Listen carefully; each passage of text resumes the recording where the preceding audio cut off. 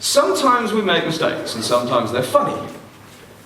Like the ability to turn water into wine, which I find amusing. Or the ability to sell water at 25 pence or 2 for 70.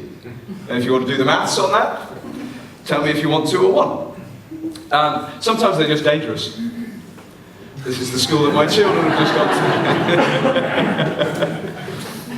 to. but mostly, this expenditure is costly. Mostly.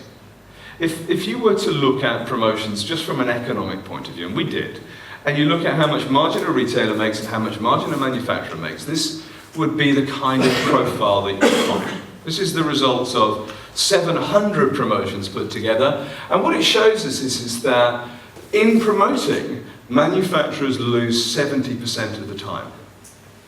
Now, if you're losing 70% of the time and you're spending $320 billion, you could say, couldn't you, that 70% of your expenditure was wasted, which is this number down here, $219 billion, which again, because we're so used to hearing billions today, it's an easy number to get our head around. That's twice as much as the EU spent on cancer research in a decade. Just to give you an idea of how much money is potentially wasted every year. But the impetus really to get marketing right to shoppers is actually what the outcome could be if we change this position. Because these companies make $256 billion of profit. And they lose $219 billion in promotions.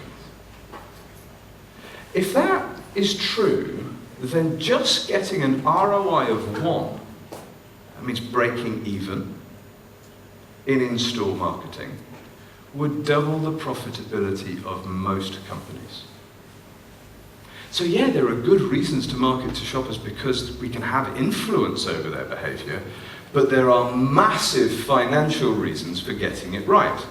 And by the way, that has to be a great outcome, doesn't it? If we can encourage people to buy more of our products and double our profits, most of us would say that would be something we'd like to do.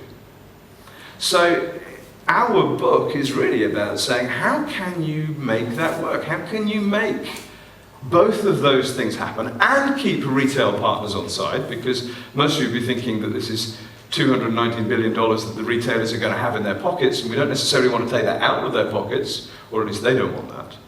So how do you make it happen? Well, that comes down to understanding really what it is that we're trying to do when we're marketing to shoppers.